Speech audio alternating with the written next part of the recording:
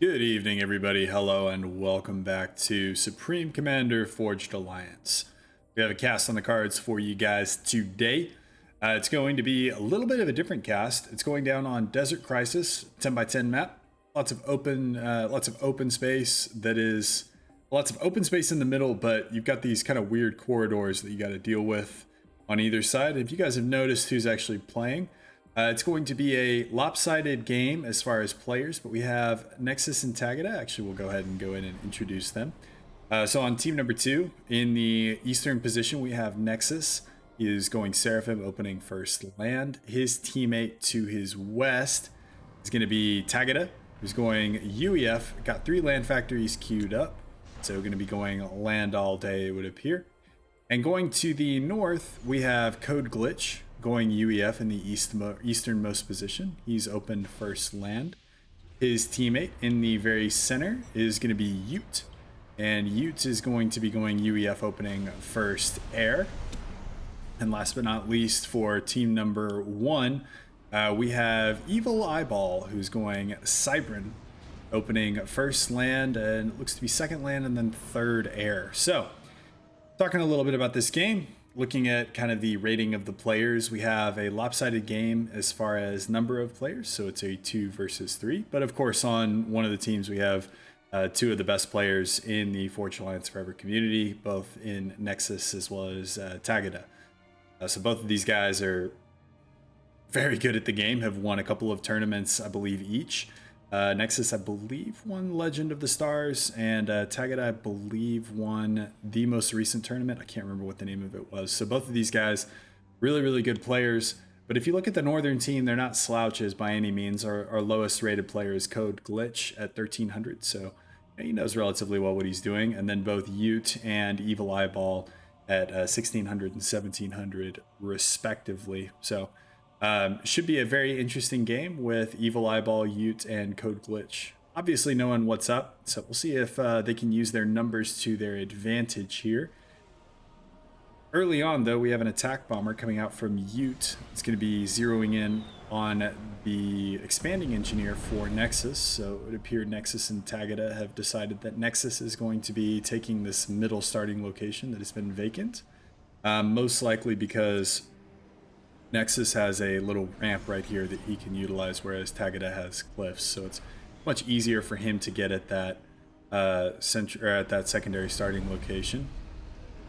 Scorcher trying to drop another bomb on this engineer. Tagada doing a good job of juking. Does pick up another engineer though to the south of this hydro, but by and large 2 kills, I believe, to its name.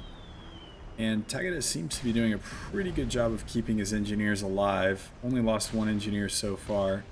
We do have an archer out, so some MAA out for Tagada. Let's see if this Scorcher can pick up 1 more kill. Doesn't look like it. This archer is hot on the case. And that Scorcher is going to go down. Couldn't quite decide whether he wanted to go for the northern or the southern engineer on the reclaim route. Interceptor from Nexus also on the way to help. Excuse me. But both teams doing a pretty good job of expanding here. So it would appear that Nexus is given the initial starting location, but some of the more forward mexes that would normally go to this middle player are going to Tagada. There's a good amount of reclaim on this map as well. It's one of my favorite things about it. If you look, there's 36,000 reclaim that's left, but these guys have been reclaiming here for a little bit. So it's pretty easy to get some T2 mexes up pretty quickly, or if you want to go for real heavy land spam. So we'll see what the pros end up doing as far as whether they're upgrading mexes. Doesn't look like they're upgrading any mexes. Looks like they're throwing all of it into unit production. Actually, I take that back. Tagada has 3 mexes, 4 mexes actually, on their way to T2. So benefits of having access to this reclaim, crucial whenever you're looking at mechs upgrades. Looking at team number 1, we do have a couple of mechs upgrades as well. 1 already at T2, and then Code Glitch upgrading a second. And Ute in the middle is our air player. Well, he is our air player, but he does have a couple of land factories and is pushing land production. So not just going to be leaving a vacuum here in the middle is going to be pushing a good amount of land production as well, it would appear. But going first air, you'd think that he would be kind of the primary air player.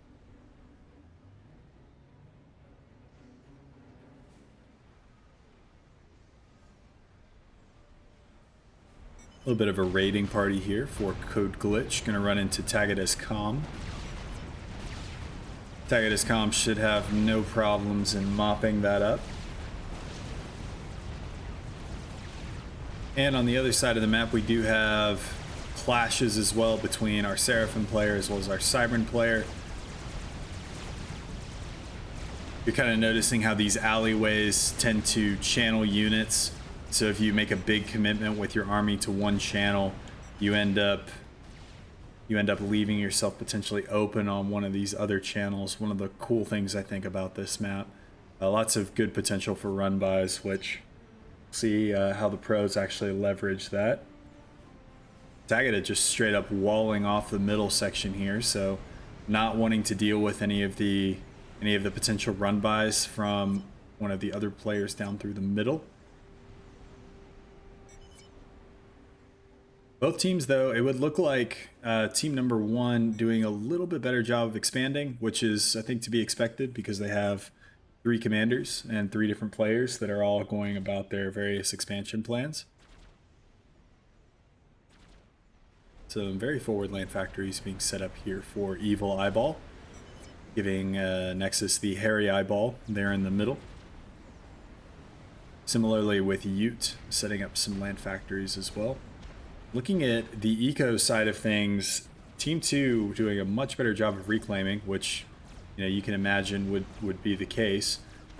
Eco generated, though, very close, only about a little less than 1,000 separating these guys so far, as far as overall generated eco. So we'll see if team number 1 can utilize their higher actions per minute. Or, well, maybe not higher actions per minute, but more focused, individualized actions per minute to translate this into a lead. Good amounts of T1 spam here for Tagada in the middle. Does not have a whole lot of factories, though. Only got 5 land factories on the field. Comparing this to the top, we've got Code Glitch making a commitment there for 8 land factories outside of his base. So Code Glitch looking for a lot more heavy of a land spam play. And even, our quote-unquote air players got, what would this be, 5, 6 factories. So Northern team definitely committing more to the T1 spam side of the game, which would make sense. You don't want these the pro players digging in and entrenching themselves. You want to overwhelm them as quickly as possible.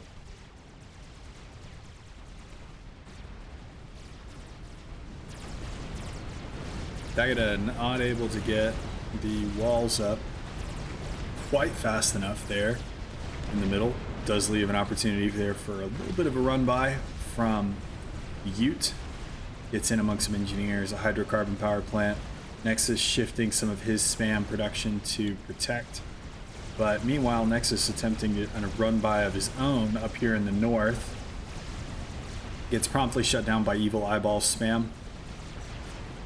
On the northern side, Tagada does seem to be a little bit outmatched here as far as T1 units go. Code Glitch going for more factories around this additional kind of setup of mass extractors there. Tagada going for a T2 upgrade, so looking to fire base it up most likely, or just going for the additional health on his commander. Evil Eyeball runs into an AA. Best thing, but Tagada taking some fire here. A couple of Lobos back here in the back. Lobos love shooting at a comm that doesn't have any units around it. And you can see those Lobo shells coming in, and Tagada's losing health here very, very quickly. Down to 3k HP. Does have a triad going up here in the back. Does end up canceling the upgrade though. Code Glitch, and we've got Ute coming in from the side. Not going to be giving up the chase as of yet, looking like they're going to be committing to this. There is a Mongoose, so Tagada is up to T2 land. Now Looks like this push is going to stall out to some extent. More units, though, are on the way. They're going to have to contend, though, with a couple of triads here. That was excellent pressure, though, from team number one. And we have Stingers actually coming in as well. And team number one have cemented air control in this area pretty close. Tagada has a handful of interceptors that are about to get mopped up here. So the Stinger does end up going in on Tagada's commander. Nexus brings his interceptors in to help. One Stinger, though, is not going to be enough, especially whenever railguns end up getting dropped. Second Stinger comes in. Tagada brings a parashield over to buy himself a little bit of extra time to get some more AA up.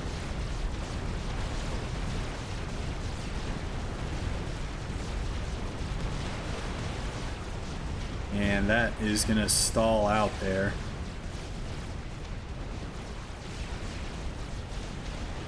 So a little bit of a close shave there for Tagada. Coming under assault from both air and land units. Some Ilshivas here for Nexus, though, and Nexus is set up a point defense here in the middle, so that point defense is going to have a pretty good firing arc to secure a good amount of this reclaim there for team number one or team number two. Now we're actually starting to see the deficit in mass. So team one now behind 4K total mass generated, total eco generated. Tie that back to the additional 4K in reclaim, though. Maybe not necessarily in mechs upgrades, but they're definitely losing out on the reclaim here a little bit. Evil Eyeball doing what he can to make sure that that situation is leveled out with engineers up here at the front, as well as building out additional factories at the sides. So still a lot of reclaim. This is one of those maps reclaim never really goes away, because right about the time you start vacuuming up rocks, you got wrecks. Code Glitch, though, is getting outclassed here in the tech from both Nexus supporting units as well as Tagada's own T2 land. So he has made the jump to T2 land, pushing out a couple of pillars and working on a couple of T2 supporting factories as well. A couple of factories idle over here.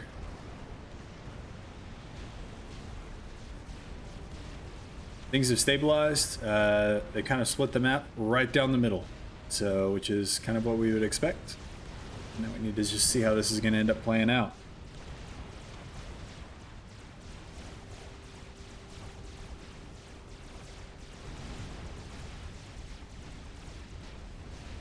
Gun damage and range on the way for Code Glitch there. T2 units, though, starting to be a problem here. These Ilshivas actually gifted over to Nexus. Now you're starting to see the alleyway problem. A lot of this T1 spam is trapped where it can't get in to blunt this incoming assault. Does have a couple of a pillar here spearheading the charge. Pillars unfortunately don't do a whole lot of damage in and of themselves. Need a little bit of support from other T2 units. Nexus, though, using these Ilshivas to pretty good effect here. Picking off good amounts of T1 units. Until he runs into Evil Eyeball's commander, who also has gun upgrade as well.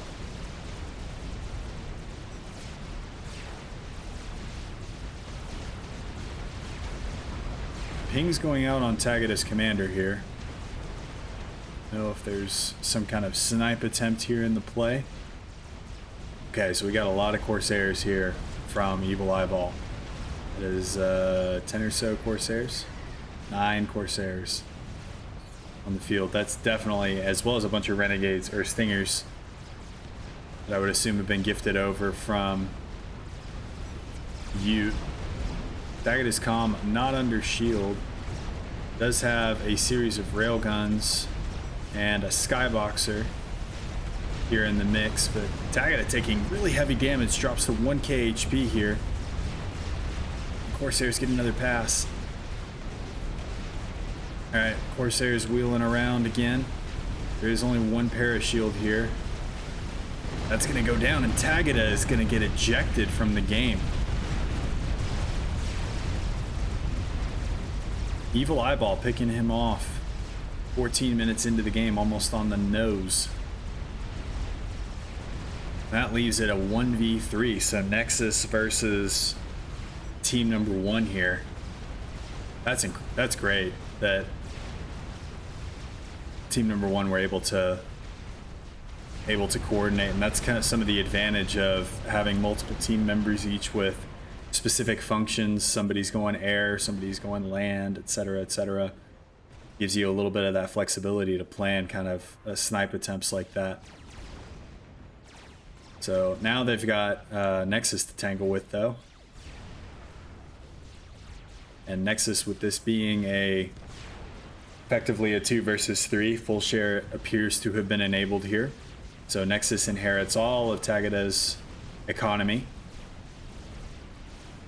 which is significant.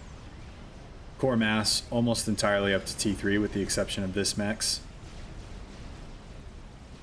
And I think he actually just forgot that one because a bunch of these other mechs are also T3.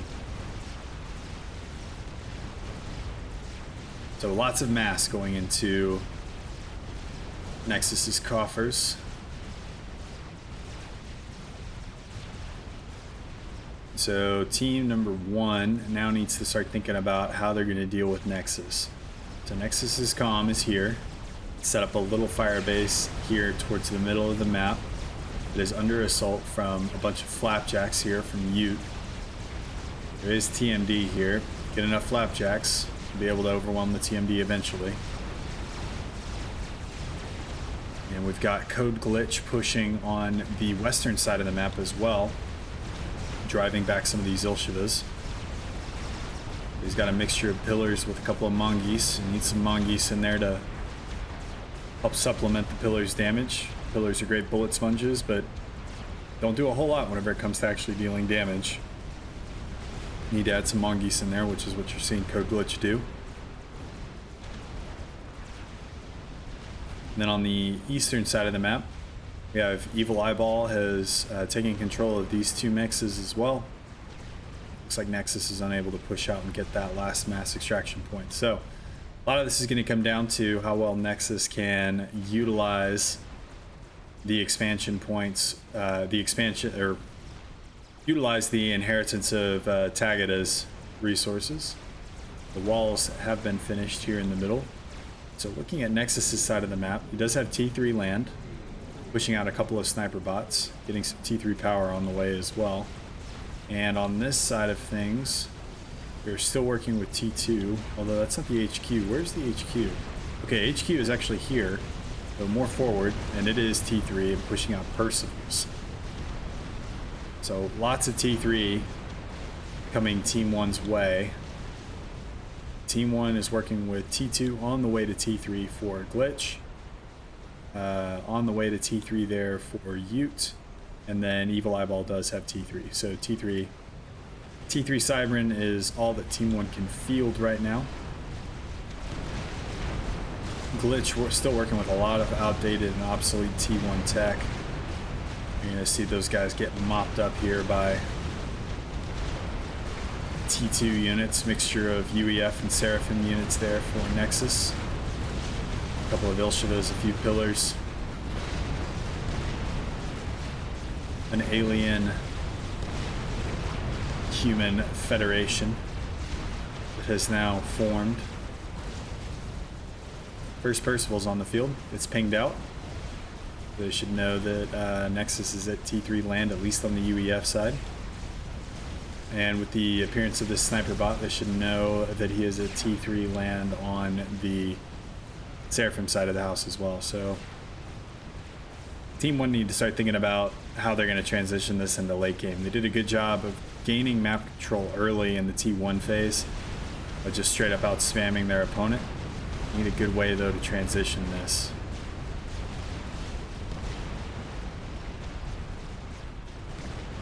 And Glitch is still building a lot of T1 units actually. I don't think that's what you should be doing right now.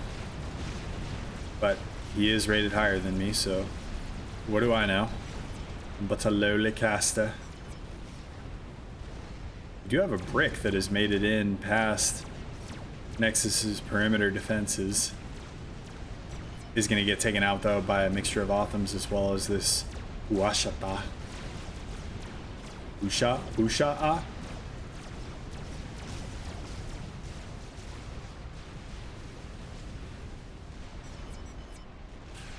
I feel like you guys have seen Finding Nemo.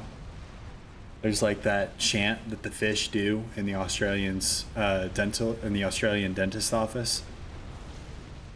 I feel like whoever made Supreme Commander just took the Seraphim and like pulled different syllables and words from whatever that chant is.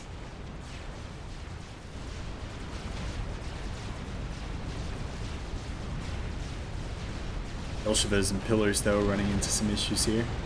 I don't know where Finding Nemo came from, you know. That's kind of that's where we're at right now.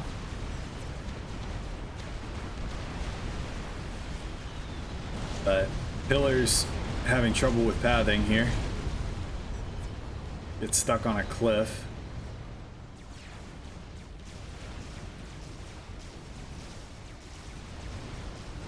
And still got a lot of T1 out on the field for team number 1. A lot of this is going to end up getting mopped up though by this Otham, as well as this little battle group right here. Now we got Titans on the field. So Titans and Percivals and Bears, oh my, moving to the middle of the map there for Nexus. There are, well, I said there is a brick to at least deal some damage and return some fire, but not enough to deal with however many Percivals this is, 6 or 7, as well as an Otham. Do we have any experimentals or anything on the way for team number 1? Does not appear that way. Alright, so team number 1 are definitely having trouble transitioning to the later stages of the game here. Nexus has full T3 at their doorstep. And team 1 has a brick and a couple of trebuchets. So this little battle group is going to start carving its way through the middle of the map. I don't think that there's a whole lot that team 1 can do to stop it. From where I'm sitting at least.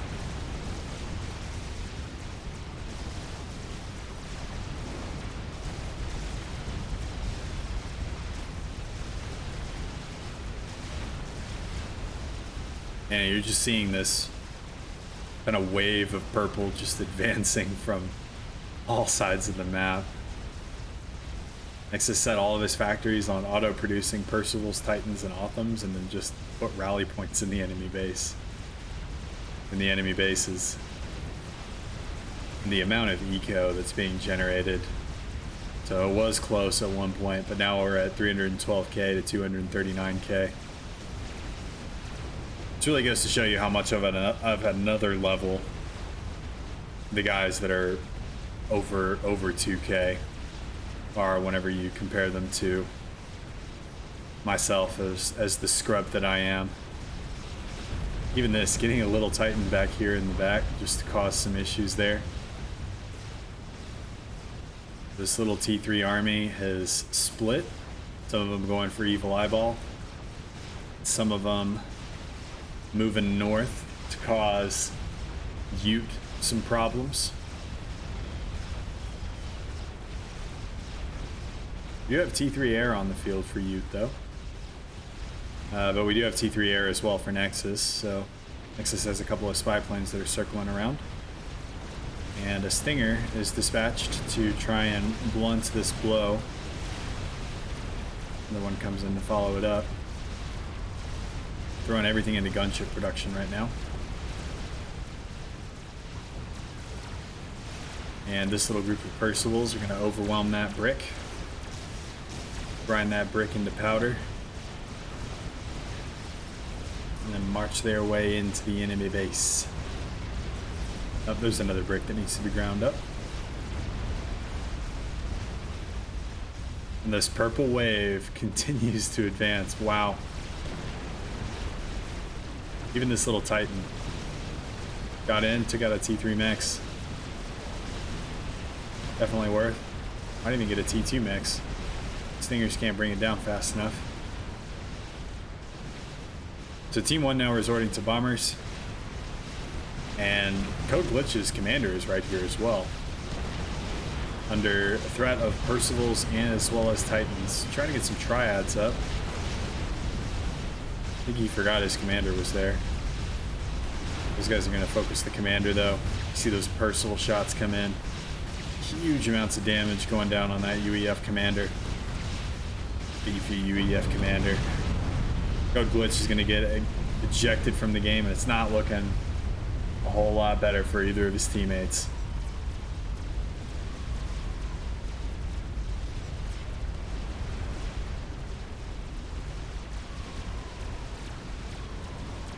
ASF circling here over Eyeball's head. You have a gun upgrade there for you. And he does have overcharge, that's good. They will be able to overcharge those Percivals.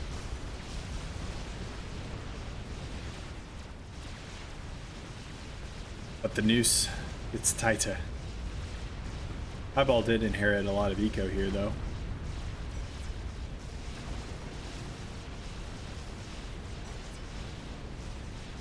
Strat me, please. Are there strats? I don't see any strats. But he does transition everything over to Ute. Ute is still in trouble here. Sniper bots end up closing in. Stinger's doing what they can, but Tech 2 gunships dealing with ASFs.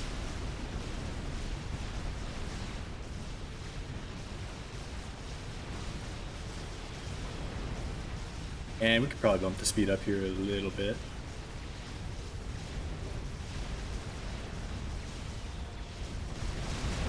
So Ute's commander is now about to get yeeted off of this map. Yeah, I just said yeeted, yo. I'm young, I'm hip. Something or other like that. Is it still hip to say hip? That's still a good thing to say.